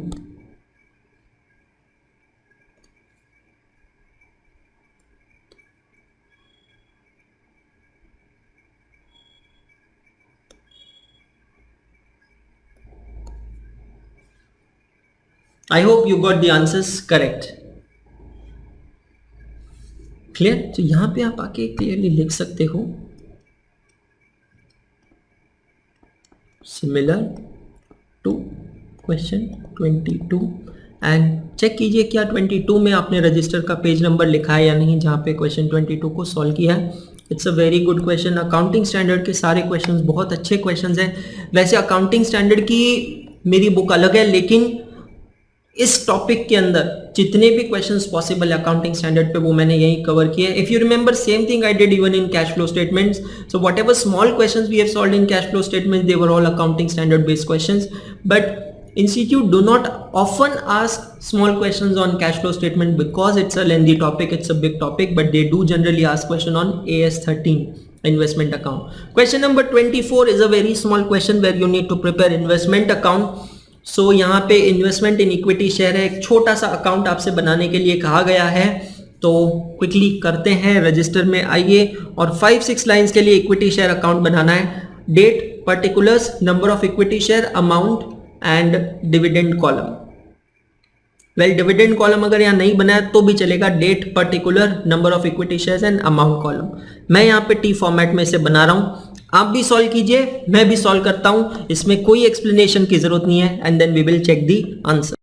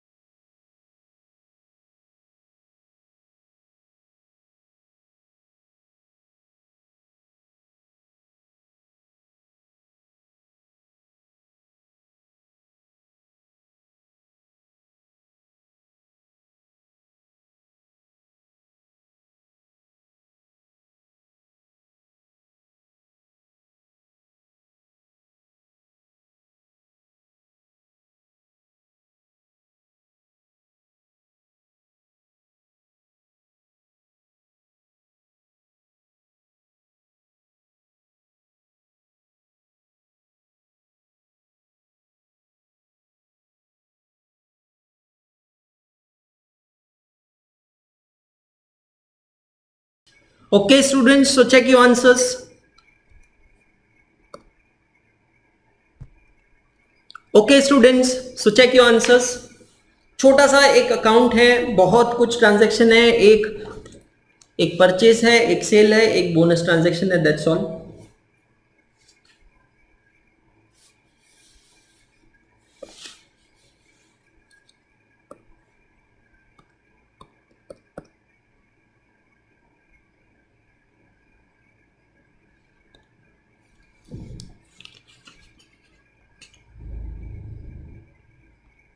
Okay, come to question number 25. Question number 25. Messrs Innovative Garments Manufacturing Company Limited invested in shares of another company on 1st October 2011 at a cost of 2,50,000. It also earlier purchased gold of rupees 4 lakh and silver of rupees 2 lakh on 1st March 2009. समझना, date of purchases अलग अलग है. Shares purchase किए 1st अक्टूबर 2011 को, लेकिन gold and silver was purchase on 1st March 2009. Market value as on 31st March 2012 are given below. How above investments will be shown in the books of the company of Messrs Innovative Garments Manufacturing Company Limited for the year ending 31st March 2012 as per the provisions of AS 13 accounting for investment. My dear friends, यहां अगर आप देखते हो इस question में 3 investments हैं, shares हैं, gold है और सिल्वर है, और हमें इसके वैल्यूएशन के बारे में बताना है as on what date, as on 31st March 2012. So बहुत अच्छा क्वेश्चन है, छोटा क्वेश्चन है. आइए आपके रजिस्टर में और करते हैं इसका solution.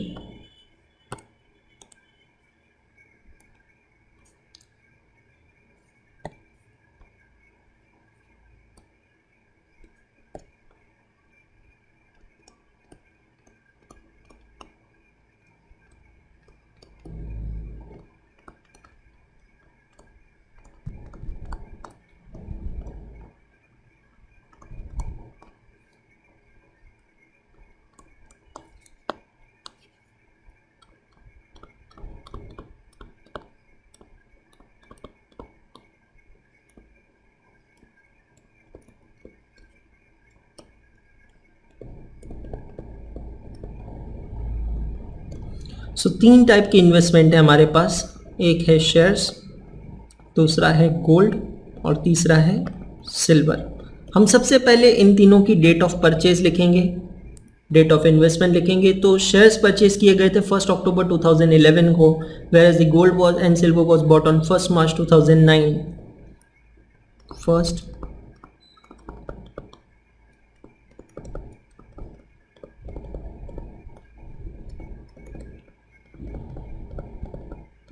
now if you look at the date of purchase and the date of valuation, that is 31st March 2012, so shares हमने 6 months पहले ही परचेज किए हैं, करेक्ट.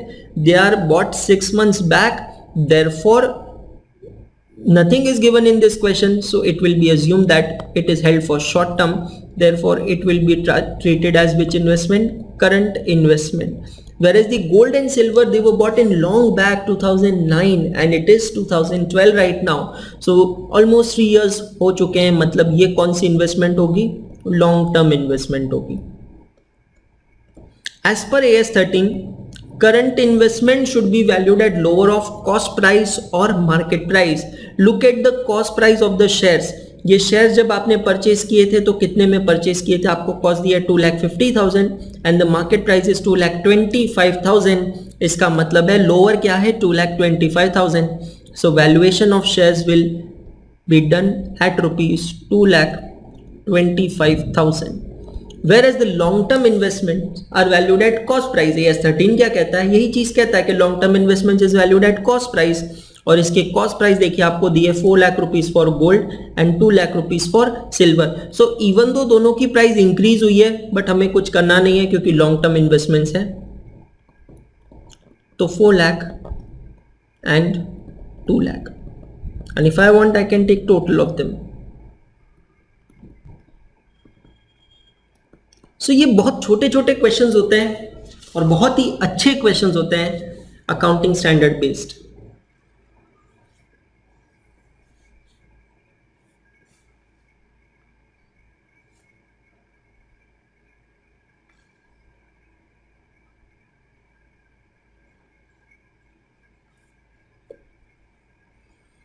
चलें आगे।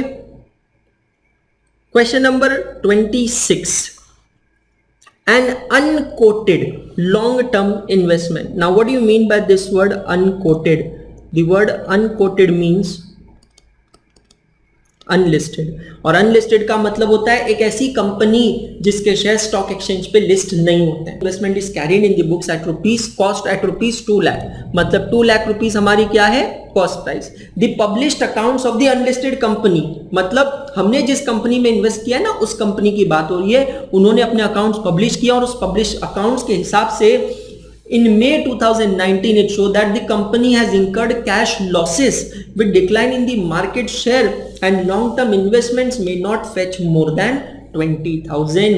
ओके, आपने जिस कंपनी में इन्वेस्ट किया अनकोटेड कंपनी में, उस कंपनी के अकाउंट्स आपको मिले मई 2009 में और वो अकाउंट्स अच्छे नहीं है और वो अकाउंट्स के हिसाब से कंपनी को ह्यूज लॉसेस हुए हैं एंड कॉन्सिक्वेंटली ऐसा लग रहा है कि ये जो 2 लाख रुपीस की आपने इन्वेस्टमेंट की थी उसके आज मार्केट प्राइस 20,000 से ज्यादा नहीं है, मतलब कॉस्ट प्राइस है 2 लाख, मार्केट प्राइस है 20,000. How you will deal with it in the financial statements of an investing company for the year ending 31st March 2009.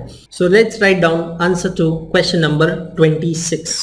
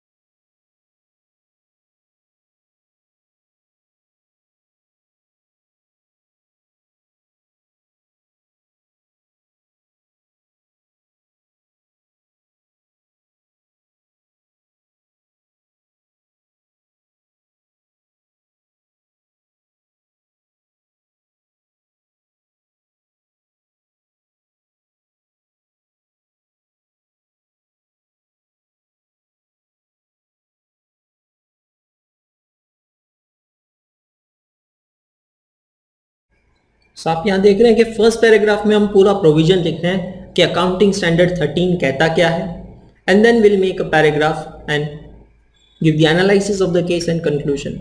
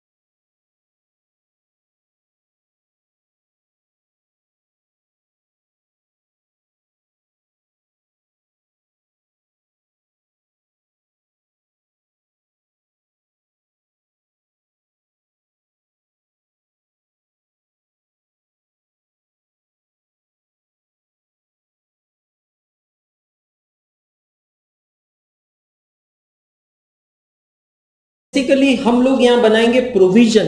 2 lakh rupees cost थी इन्वेस्टमेंट की, परमानेंट डिक्लाइन हुआ है तो 1,80,000 से कॉस्ट रिड्यूस होगी। Cost reduce होगी मतलब हम यहाँ पे एंट्री क्या पास करेंगे, P&L अकाउंट डेबिट 1,80,000 क्योंकि हमारा लॉस हो रहा है, to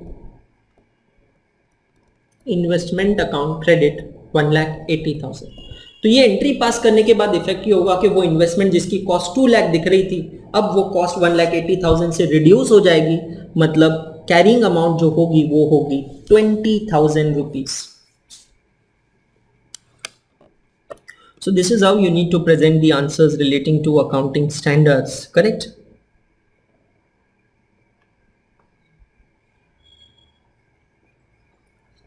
Question number 27. MY Limited had acquired 200 equity shares of XY at rupees 105 per share on 1/1/2009 and paid 200 towards brokerage stamp duty and STT. On 31st March 2009, shares of XY were traded at 110 per share. At what value investments will be shown in balance sheet of MY Limited?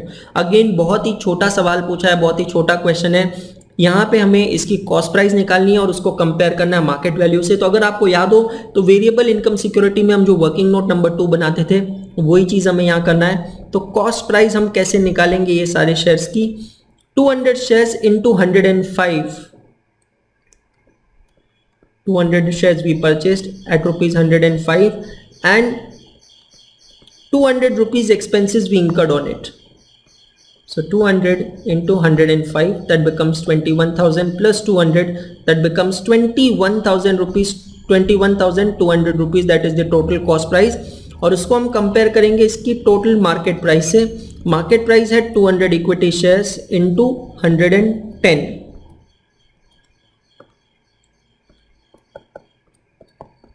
that becomes 22,000। So answer simple होगा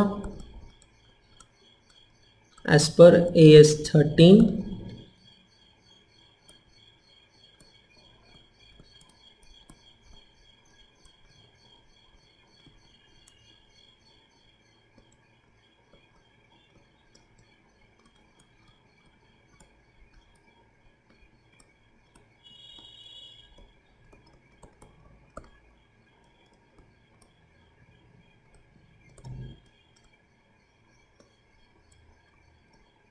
Therefore, value of investment is equal to 21,200.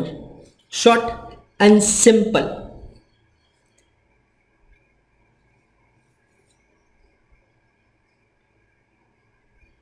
सारे छोटे छोटे questions हैं यार, आप देख लो। अगर topic अच्छे से किया है, स्टैंडर्ड अच्छे से पढ़ा है, प्रैक्टिकल क्वेश्चंस उसके अच्छे से समझ में आए हैं तो फिर कुछ प्रॉब्लम नहीं है। ऐसा ही है लास्ट क्वेश्चन, इस चैप्टर का लास्ट क्वेश्चन। देखते हैं, समझते करते हैं। Tiny private limited has current investment, current मतलब short term investment, following data of current investments are given to you.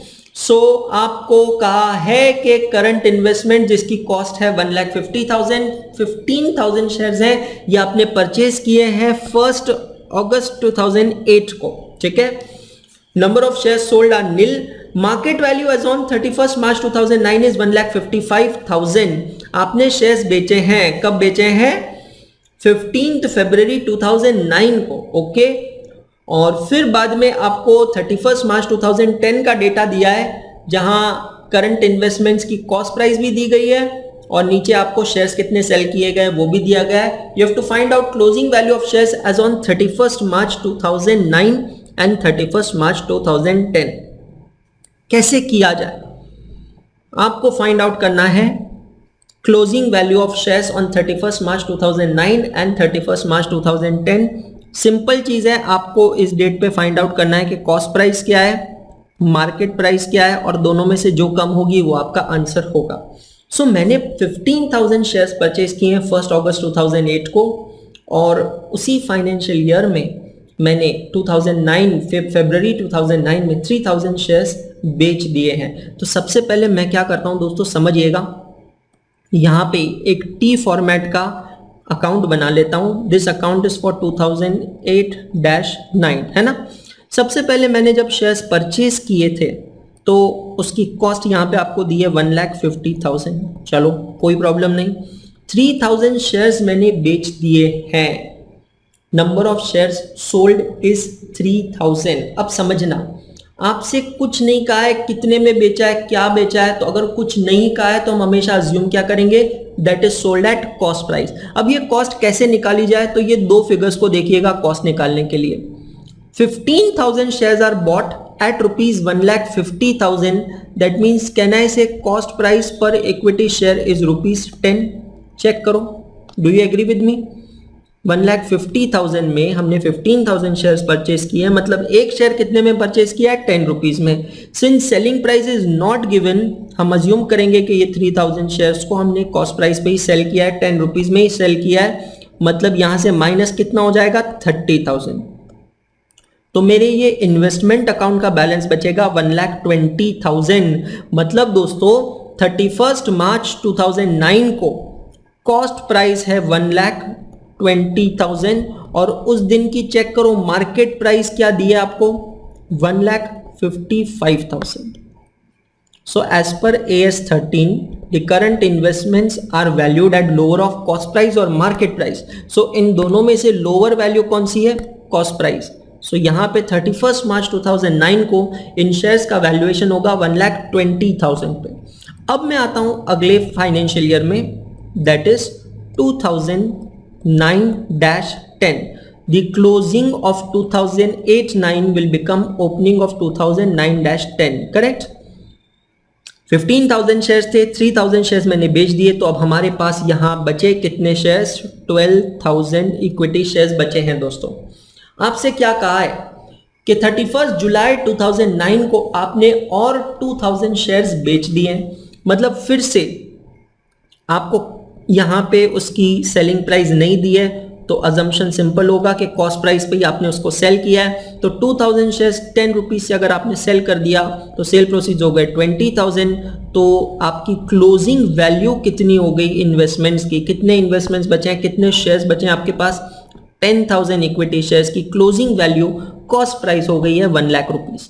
तो मैं यहाँ ऊपर आता हूँ और 31 मार्च 2010 को कॉस्ट प्राइस लिखता हूँ 1 लाख, लेकिन जरा चेक कीजिए what is the market value of those shares as on that date, and then the answer comes 90,000। Market value of those shares is 90,000। So अब हम क्या करेंगे, as per AS 13 investments are valued at lower of cost price और market price. So 1 lakh और 90,000 में से lower क्या है, 90,000। तो ये शेयर्स का वैल्यूएशन होगा 90,000 रुपीज में। तो आप देख रहे हैं छोटा क्वेश्चन है, इजी क्वेश्चन है, आसान क्वेश्चन है और बिल्कुल अच्छे से टैकल किया जा सकता है।